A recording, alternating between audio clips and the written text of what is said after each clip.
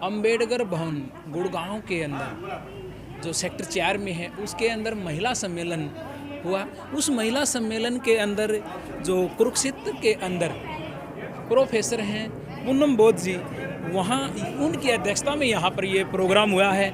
ये इस प्रोग्राम की अध्यक्ष रही हैं। आज इनसे बात करते हैं। जी, आपको आज के प्रोग्राम के बारे में, जो आप अध्यक्ष बनाए गए हैं और आपने स्पीच भी बड़े अच्छे ढंग से रखा, इसके बारे में आपको कैसा लगा? और सबसे पहले सभी को जय भीम, नमो बुद्धाय, नीला सलाम। आज का जो प्रोग्राम था वो गुड़गांव के अंदर था, सेक्टर 4 के अंदर था। और आज का जो प्रोग्राम था उसमें केवल महिलाओं के ऊपर प्रोग्राम था, सिर्फ फीमेल्स के ऊपर कि हम धम्म को कैसे बढ़ाएं, हम एक मिशन को कैसे पूरा करें और हम अपने आगे आने वाली जो जनरेशन्स है उस जनरेशन का हम कैसे उसको सही लाइन पर लेके जाएं या हम उसे कैसे दिशा निर्देश दें। हमारी सारी जो बातें थी टोटली हमारा राउंड अप उनके ऊपर था। और हमें अपने बच्चों को बताना चाहिए कि तथागत गौतम बुद्ध ने जो धम्म बनाया था उसके पीछे कारण क्या रहा है और धम्म का जो मेन जो विचार है वो धम्म के विचार कैसे होते हैं, उनके सिद्धांत कैसे होते हैं, हमें उनके सिद्धांतों का पता होना चाहिए। फिर हमें बच्चों को ये बताना चाहिए कि जो बाबा साहब डॉक्टर भीमराव अंबेडकर है उन्होंने बुद्ध धम्म को क्यों अपनाया। और जैसा कि आज का जो दिन है वो 7 नवंबर है, हमें अपने बच्चों को ये बताना चाहिए कि जो 7 नवंबर का दिन है इसका क्या महत्व है। इसका ये महत्व है कि जो 7 नवंबर सन 1900 है, इस दिन बाबा साहब डॉक्टर भीमराव अंबेडकर को स्कूल में प्रवेश मिला था, जिसकी वजह से हम आज का जो दिन है उसको विद्यार्थी दिवस के रूप में मनाते हैं। लेकिन हम जब ये छोटी छोटी चीज़ें बच्चों को नहीं बता पाते तो वो कहीं ना कहीं हमारे पतन का कारण बनती है। जैसे आज का जो पूरा का पूरा एक प्रोग्राम था उसमें विद्यार्थी के कैसा होना चाहिए, उसके जीवन में विद्यार्थी होते होते उसके शिक्षा का क्या महत्व है, हमें उन सारी चीज़ों को अपनी न्यू जनरेशन को बताना चाहिए। और सेकेंडली जो लड़कियों की बात हम करते हैं, लड़कियों को हमें बोल्ड बनाना पड़ेगा। लड़कियों को सामाजिक, राजनीतिक, आर्थिक और मीडिया का जो एक अहम जो रोल होता है, 4 जो हमारे समाज के स्तंभ है, इन चारों स्तंभ के ऊपर लड़कियों की पकड़ कैसे हो, हमें इस बारे में लड़कियों को ज़्यादा बताना चाहिए। क्योंकि जितना हम उन्हें लिटरेचर पढ़ाएंगे या जितना हम उन्हें लिटरेचर के बारे में लेके जाएंगे उतना ही लड़कियां स्ट्रोंग होगी। और जब भी लड़कियों को लिटरेचर पढ़ाना हो या लड़कों को लिटरेचर पढ़ाना हो तो उसके लिए हमें ज़्यादा कुछ नहीं करना, NCERT की 6ठी से लेकर 10वीं तक की बुक्स पढ़ानी होती है। क्योंकि 6ठी क्लास से एक चैप्टर शुरू होता है आर्यों का आगमन, और 10th क्लास में जब आप जाते हो तो वहाँ पर एक चैप्टर आता है यूरोप की क्रांति समथिंग कुछ करके, और उसमें यूरोप का इतिहास बताया गया है। उसमें हर एक चीज़, जैसे कई लोग मुद्दा बना देते हैं, रिजर्वेशन का मुद्दा बना देते हैं, तुम्हें रिजर्वेशन मिला हमें नहीं।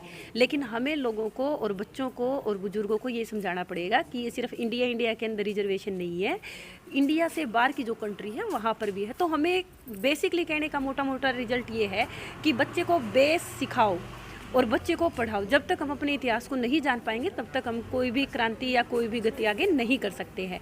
और किसी भी समाज की जो नींव होती है वो समाज की महिलाएं होती है, और जितनी ज़्यादा जिस समाज की महिलाएं पढ़ी लिखी होंगी, सभ्य होगी, उतना ही ज़्यादा उस समाज की प्रगति हो सकती है। ये बाबा साहब डॉक्टर भीमराव अंबेडकर जी ने कहा था। और महिलाओं को सबसे पहले समानता का जो अधिकार दिया था वो तथागत गौतम बुद्ध ने दिया था, क्योंकि उसी टाइम में लड़कियों को फ्रीडम थी, औरतों को फ्रीडम थी। उसके बाद फ्रीडम खत्म हो गई थी। वो कारण चाहे जो भी है वो हमें इतिहास में जाकर खुद देखना चाहिए। सुनी सुनाई बात पे हमें कभी भी विश्वास नहीं करना चाहिए। जैसे कि आप मुझसे कोई क्वेश्चन करेंगे, मैंने आंसर दे दिया, तो उस पर आपको कभी भी विश्वास नहीं करना चाहिए। बुक्स क्या कह रही है, NCERT क्या कह रही है और आपका लिटरेचर क्या कह रहा है, उसके अकॉर्डिंग आपको अपनी बात रखनी चाहिए, क्योंकि आपको हर तरीके से सावधान रहना है। इस बारे में मैं इतना ही आपसे कहना चाहती हूँ।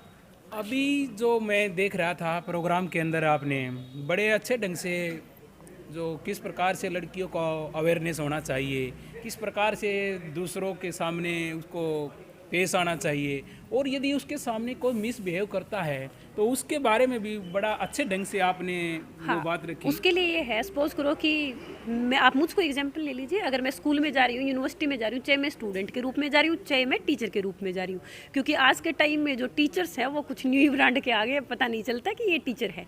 तो लड़की चाहे कोई भी है, चाहे माँ बेटी बहू, जब भी वो घर से बाहर जाएँ तो समाज के अंदर बहुत सारे असामाजिक तत्व होते हैं जो लड़कियों को छेड़ देते हैं, लड़कियों को उनके टारगेट तक नहीं लेके जाते। तो उसमें हम सबका एक दायित्व बनता है कि हम अपनी लड़कियों को सेल्फ डिफेंस की ट्रेनिंग दें, ज़्यादा मेजर वाली नहीं, तो जो बेसिक ट्रेनिंग्स होती है लड़कियों को कुछ ट्रिक्स हमें बताने चाहिए। अगर आपकी परमिशन है तो मैं दो ही ट्रिक करके दिखा सकती हूँ आपको। अभी जो आपने जो एक एक्टिविटी जो करके दिखाई थी, जो गर्ल ने जो मान लिया कोई मिसबिहेव करता है लड़का, तो उसे कैसे बचा जाए, जो एक्टिंग जो आपने जो बताई वो आपके अध्ययन में आती है या कहीं और से सीखी आपने? नहीं, वो एक्चुअली जब हम फील्ड में जाते हैं और जब हम स्कूल कॉलेज में जाते थे तो उस वक्त हमारे साथ वो जेन्युइन है, और हर लड़की के साथ वो होती है। जब भी आप थोड़े से कॉलेज लेवल पे जाते हैं तो कोई ना कोई लड़का या कोई ना कोई मिसबिहेव हो जाता है, वो और बात है कि लड़कियां बताती नहीं है। तो वो मेरे साथ भी लाइफ में कुछ ऐसा हुआ था कि जिसकी वजह से मैंने सीखा और उसको अपनी लाइफ में इम्प्लीमेंट किया। अब जैसे जो ट्रेनिंग की मैं बात कर रही हूँ सेल्फ डिफेंस की है, वो रोहतास जी हैं और वो मलेशिया से बिलोंग करते हैं। और हम क्या करते हैं, वो उन्हीं के थ्रू मैंने वो टेक्निक्स को सीखा है, और उन टेक्निक्स को मैं बाकी जो सोसाइटी के अंदर लड़कियाँ हैं, चाहे वो जिस भी क्लास में पढ़ती हैं, चाहे वो जिस भी कम्युनिटी से बिलोंग करती है, चाहे वो जहाँ से भी है, लड़की होनी चाहिए, हम उसको वो फ्री ऑफ कॉस्ट सिखाते हैं। हर संडे हमारी 8 से 9 क्लास लगती है। कहाँ पर लगाते हैं आप ये क्लास? ऑनलाइन जूम पे। ऑनलाइन जूम हाँ, पर। वो इसलिए लगाते हैं क्योंकि कोरोना के टाइम में जैसे अभी हमारी यूनिवर्सिटी बंद हो गई थी तो हम घर पे रहते थे, तो समाज के उत्थान के लिए और लड़कियों को मोटिवेट करने के लिए सबसे बेस्ट जो ऑप्शन था वो जूम था। जूम के थ्रू हम एक साथ 100 लड़कियों को ऐड कर लेते हैं। एक मतलब क्लास के अंदर 100 लड़कियां होती हैं और 1 घंटे की क्लास के अंदर हम उनको 10 से 15 टेक्निक सिखाते हैं। और उसके बाद हम क्या करते हैं, जैसे महीने 2 महीने के बाद एक कंपटीशन करते हैं। अगर कोई लड़की फर्स्ट आती है तो उसको 1200 रुपये प्राइस देते हैं, सेकंड को 700 और थर्ड को हम 500 रुपये ट्रेनिंग मतलब देते हैं। पर मंथ देते हैं आप इस प्रकार 2 से? महीने में एक 2 बार। महीने में एक बिल्कुल, बार पहले मंथली देते थे, अब हम 2 महीने में एक बार, क्योंकि अब मेरा थोड़ा शेड्यूल बिजी है तो इस वजह से 2 महीने में एक बार। और अब दिसंबर के अंदर हम लड़कियों का कंपटीशन भी कराएंगे जिसमें हम लड़कियों को ओरिजिनल गोल्ड मेडल देंगे।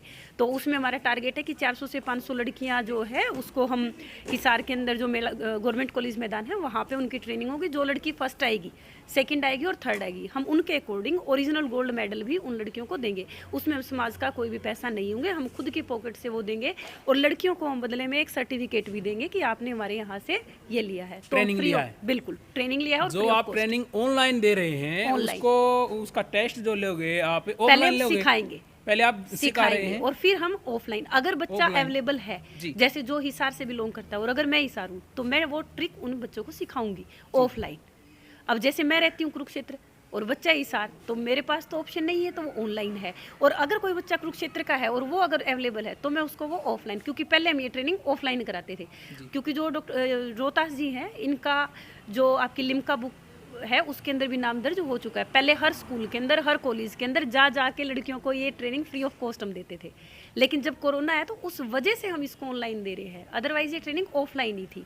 तो इसमें हमारा जो है वो समानता, प्रबुद्धता और संपन्नता की जो हम बात करते हैं भारतीय संविधान के अंदर, हम उस कॉन्सेप्ट को लेके चले हुए हैं। और लड़कियों का उत्थान कैसे किया जाए और लड़कियों को आगे कैसे लेके जाए, कैसे उनके अंदर मोटिवेशन और कैसे उनकी झिझक को दूर किया जाए, वो सारी जो चीज़ें होती है उसको निकालने के लिए स्टेप हम कुछ नया करने के लिए जा रहे हैं, ताकि लड़कियों के अंदर से एक डर निकले और वो पढ़ लिख के अफसर बने, डॉक्टर बने, जो भी उनको बनना है वो बने, लेकिन बिल्कुल निर्भय होके, ऐसे डर के नहीं, दबना बना है। जी। थैंक यू मैडम के बारे में 2 मिनट में मैडम के बारे में कट मार दिया।